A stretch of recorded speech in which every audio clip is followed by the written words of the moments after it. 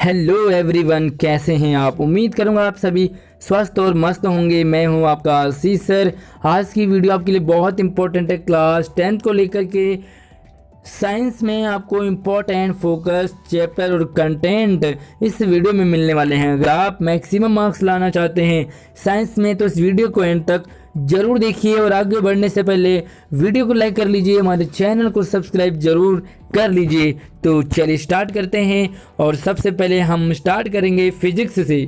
तो फिजिक्स में कौन कौन से आपके पास इंपॉर्टेंट है, तो वीडियो आपकी लंबी ना बने इसलिए मैं इसे जल्दी जल्दी में चलाऊंगा। आप इस वीडियो को रोक करके पॉज करके भी समझ सकते हैं। तो सबसे जो इम्पोर्टेंट है वो हमारे पास 10th चैप्टर है, प्रकाश परावर्तन और अपवर्तन। और ये आपके पास 2 नंबर का परावर्तन के नियम। तो ये दोनों नियम आप देख लीजिए तो आपके 2 नंबर में ये आ सकता है 1 नंबर का। उसके बाद आपके पास अवतल दर्पण के उपयोग हैं, और ये सारे उत्तल दर्पण के और अवतल दर्पण के उपयोग हैं। तो यहाँ पर आप इसे आराम से इसे वीडियो को रोक करके इसे पढ़ सकते हैं। तो वीडियो ज़्यादा लंबी ना हो इसलिए मैं फटाफट से इसे सिर्फ इम्पोर्टेंट आपको बताऊंगा पॉइंट्स। अवतल दर्पण का मुख्य फोकस और उत्तल दर्पण का मुख्य फोकस, और उसके बाद कौन कौन से इम्पोर्टेंट क्वेश्चंस आपके पास बनेंगे इससे रिलेटेड।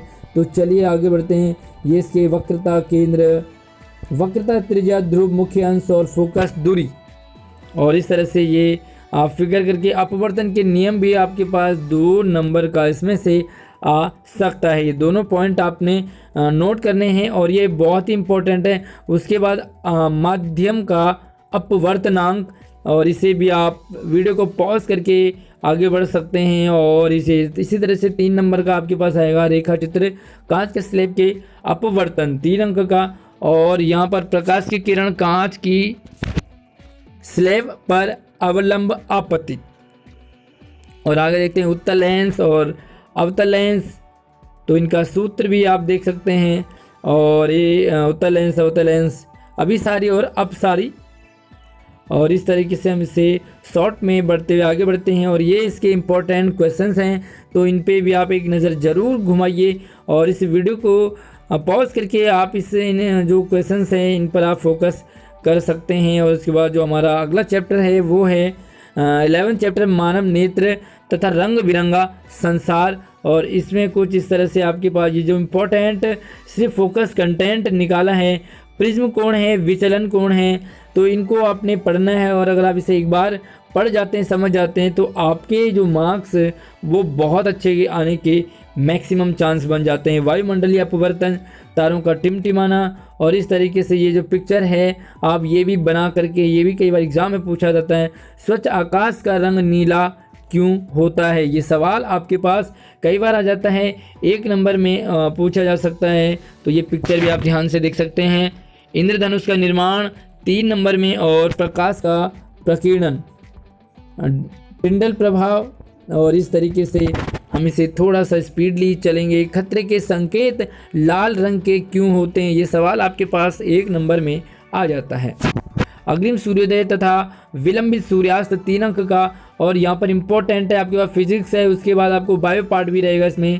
और इस तरीके से 11वें चैप्टर के जो क्वेश्चंस हैं वो इम्पोर्टेंट आपको यहाँ पर मिल रहे हैं, और आप इन्हें देख सकते हैं। इंद्रधनुष किसे कहते हैं, तो यही आपके पास जो इम्पोर्टेंट क्वेश्चंस इससे बनते हैं। उसके बाद 12वां चैप्टर हमारे पास है विद्युत। तो विद्युत से चैप्टर है सिलेबस, विद्युत धारा, एम्पियर, और ये सारे विद्युत परिपथ हो गया, विभवांतर हो गया, ओम का नियम। और इसी तरीके से आप इस चैप्टर की तैयारी अच्छे से कर सकते हैं। टंगस्टन का जो प्रयोग है वो कहाँ क्यों किया जाता है, किसी चालक के प्रतिरोध को प्रभावित करने वाले कारक, और ये आगे बढ़ते हैं इसी तरीके से श्रेणी क्रम में तुल्य प्रतिरोध। और ये साइंस से रिलेटेड विद्युत शक्ति, ये भी 2 नंबर का आपको पूछा जा सकता है। और ये इसके हैं क्वेश्चन आंसर इस चैप्टर से रिलेटेड।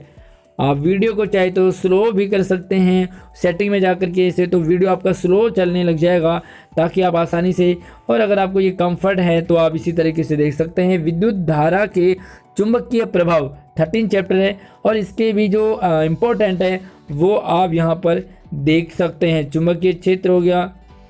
मैक्सवेल का दाएं हाथ का अंगूठा नियम क्या है।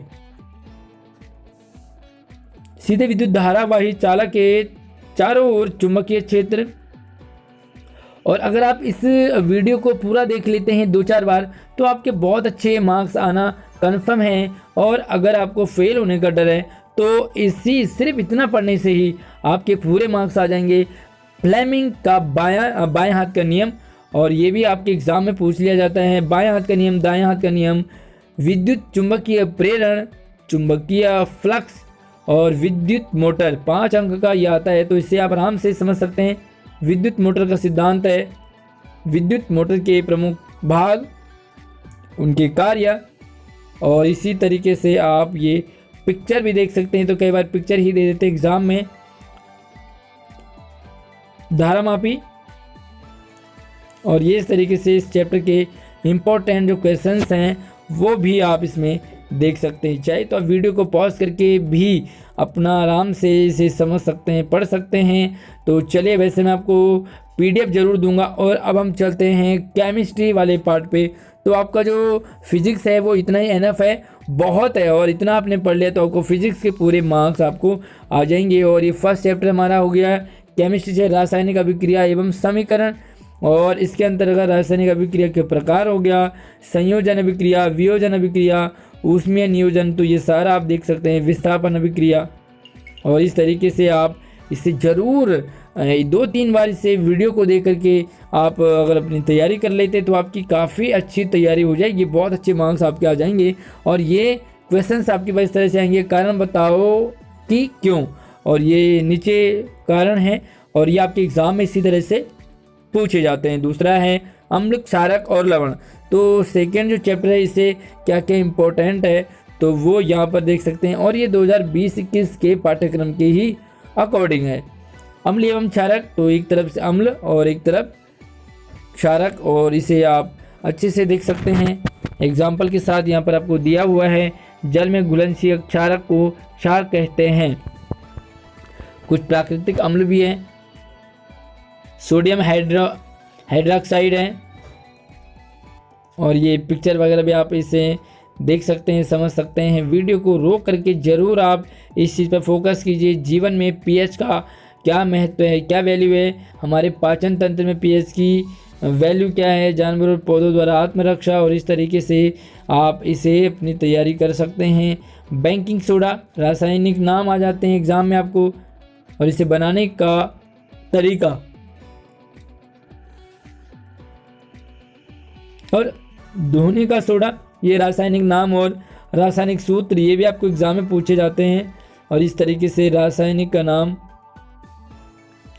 प्लास्टर ऑफ पेरिस यानी कि पीओपी, पीओपी क्या होता है, जो भी आप घर पर भी लगाते हैं। और ये आपके आ गए इस चैप्टर के इंपॉर्टेंट क्वेश्चंस, इतने ही बनते हैं, तो आप इनकी तैयारी आराम से कर लेंगे। उसके बाद हमारे पास तीसरा चैप्टर, तो थर्ड चैप्टर से धातु एवं अधातु से कौन कौन से इंपॉर्टेंट हैं, तो यहाँ पर देखो हटाए गए चैप्टर भी है साथ में। और धातुओं और अधातुओं में अपवाद, मरकरी, आयोडीन, ग्रेफाइट, तो ये सारा देख सकते हैं, हीरा वगैरह, ऑक्साइड की प्रकृति हो गई।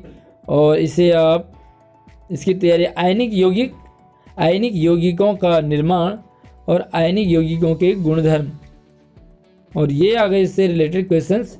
तो इन क्वेश्चंस की आप प्रैक्टिस करें, आपके अच्छे मार्क्स 110% जरूर आएंगे, और फेल होने का कोई भी सवाल नहीं बनेगा। कार्बन और उनके यौगिक, तो 4th चैप्टर है, और इसमें से हटाया गया क्या है वो भी यहाँ पर रखा हुआ है। साथ में कार्बन की सर्वतोमुखी प्रकृति, संकलन, चतुर्संयोजकता और गलनांक, क्वथनांक, ये सारे आप यहाँ पर इम्पोर्टेंट है। ग्रेफाइट, हीरा,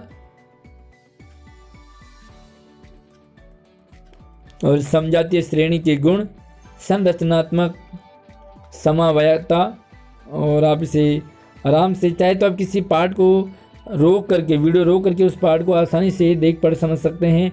और ये आ गए क्वेश्चन आंसर इस चैप्टर से रिलेटेड जो भी इम्पोर्टेंट है, और आगे आपको इनके रिलेटेड मार्क्स भी दे रखे हैं कि कौन सा कितने मार्क्स का आ सकता है। और अगला हमारे पास है 5वां चैप्टर, तत्वों का आवर्त वर्गीकरण, और इसके अंतर्गत क्या हटाया है, क्या रखा है, वो भी आप देख सकते हैं। मेंडेलीव की आवर्त सारणी की उपलब्धियाँ, और ये मेंडली के वर्गीकरण की सीमाएं, तो इसे आपने ज़रूर समझना पड़ना है। बहुत ही कमाल का है और इसे बनाने में बहुत दिमाग खरोंचे गए।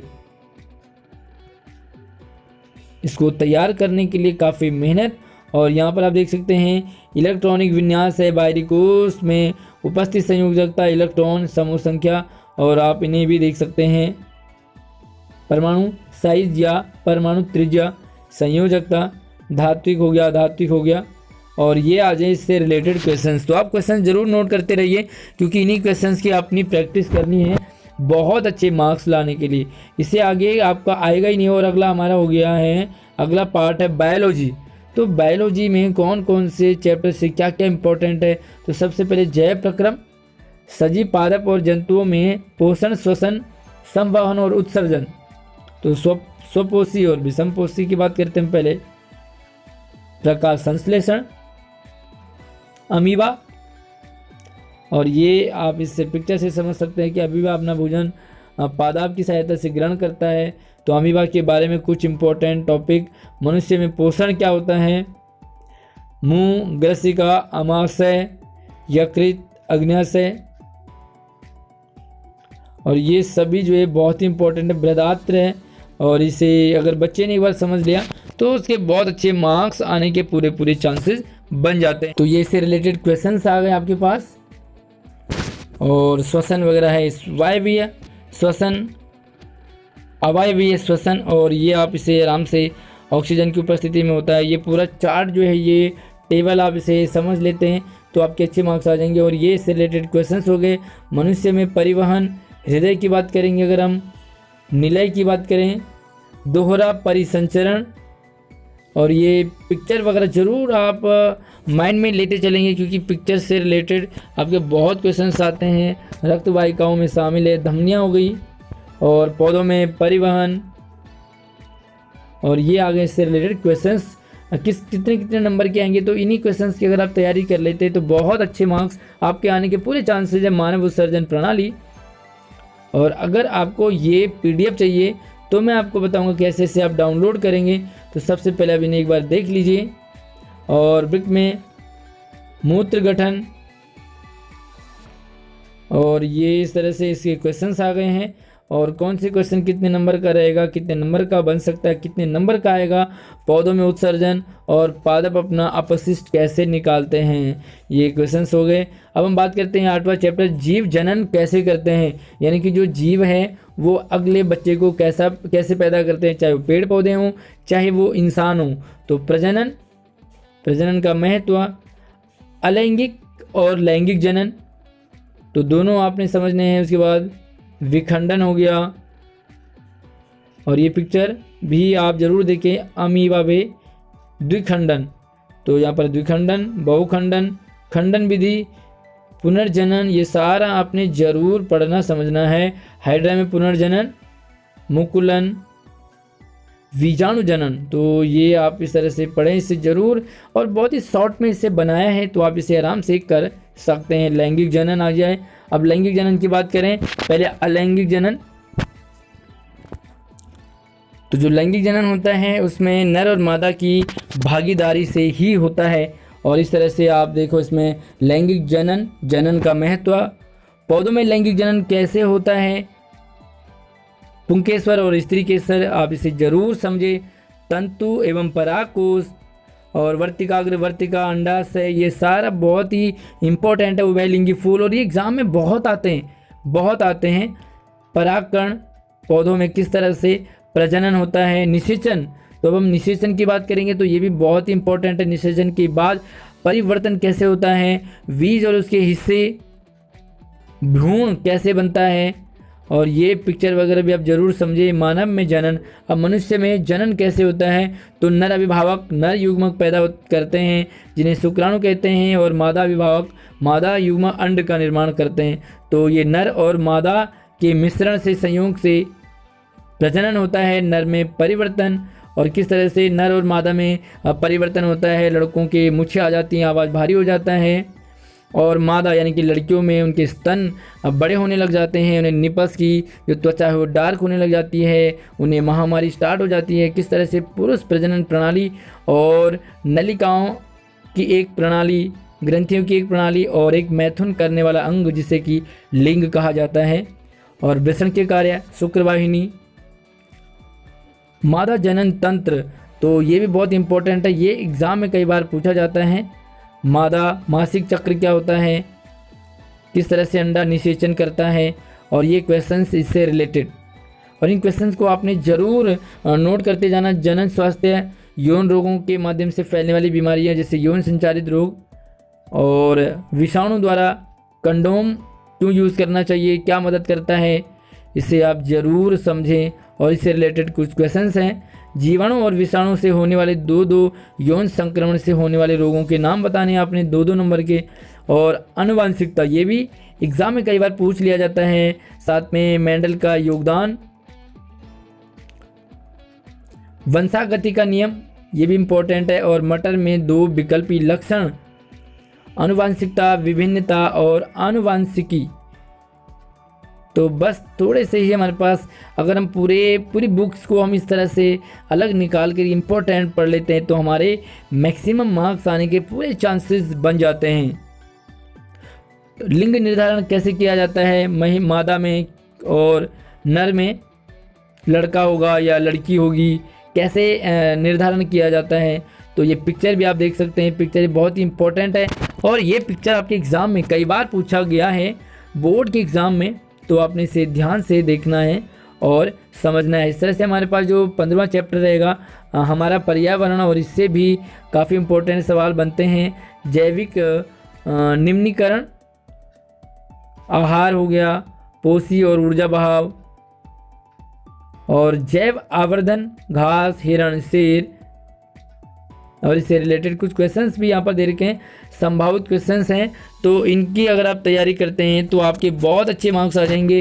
कैसी लगी वीडियो मुझे कमेंट में ज़रूर बताना। वीडियो को लाइक करके ज़रूर शेयर करें अपने सभी दोस्तों को। और कोई डिमांड हो, अच्छा ये जो PDF है ये आपको लिंक मैं वीडियो के डिस्क्रिप्शन में दे दूँगा, तो वहाँ से आप इस PDF को डाउनलोड कर सकते हैं आसानी से। धन्यवाद।